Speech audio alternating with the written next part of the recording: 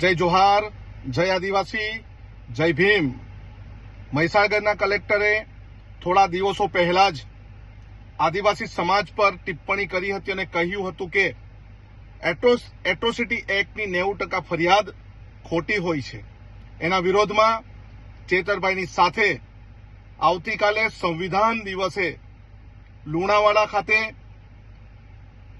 પ્રેસના મિત્રોની સાથે વાર્તાલાપ કરીશું।